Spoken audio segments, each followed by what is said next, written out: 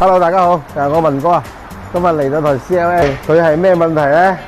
成個底盤異響，一陣帶大家試一試車，感受下佢嘅響聲有幾嚴重啊！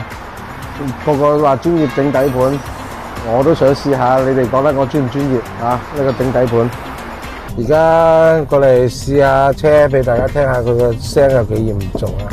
而家好明顯，聽唔聽到？應該識整車或者有整過呢個聲嘅人都已經知道咩問題啦。咁我哋翻去升起身再拆檢俾車主睇。專業整底盤嘅同行兄弟喺評論區話俾我知咩響聲。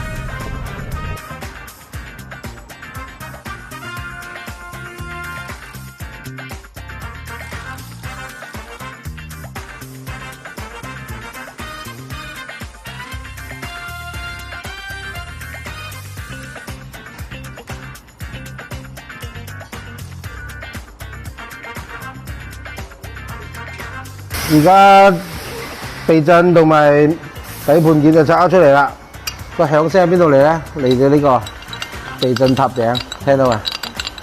落響。換咗呢個正常嚟講係可以解決問題嘅，但係拆開之後咧，發現呢個避震都有漏油，落咗去之後咧唔識起，冇咗阻力啊！都車主話建議咁啊換埋佢啦，呢個避震。咁啊避震嘅建議咧，我哋都係建議換一對嘅，因為咁樣左右先會平衡。咁啊等間到時劈彎啊、打彎啊都會側傾啊。就包括後邊嘅擺臂膠，車主見到話爛咗，一齊換埋佢，同埋個後避震漏油，我都話換埋佢。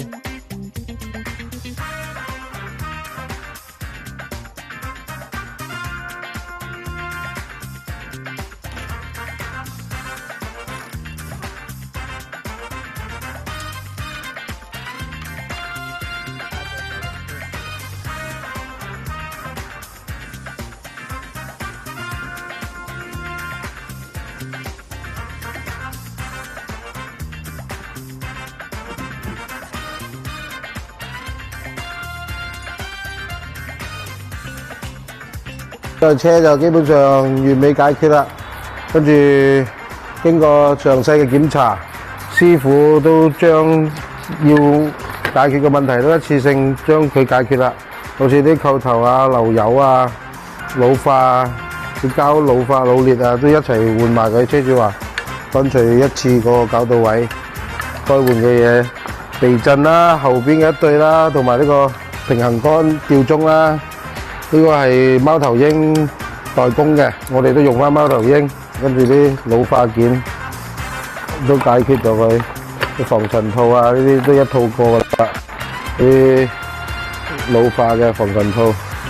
而家就換好晒啲嘢啦，我哋而家出去試下車。呢個車主選擇咗爽配套嘅避震同埋貓頭鷹嘅底盤件，基本上有原廠嘅品質嘅，可以試一試。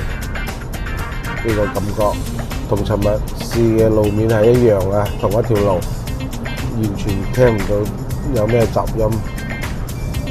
睇下四輪定位正唔正，仲有少少偏，可能要調一調嗰個前速。你冇可能一直行到直線嘅，所有路面都會向大陸嚟講下都係向右邊斜水，個路面係唔平嘅。你只要喺3個電線杆之內都仲係可以行直線，我哋都基本上為之 OK 嘅啦。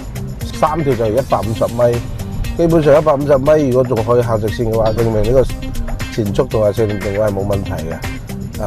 你冇太過糾結話一路直行直飆嗰啲係唔可能嘅。你路面都係不定嘅因素解決問題。有咩後續嘅疑問，評論區話俾我知。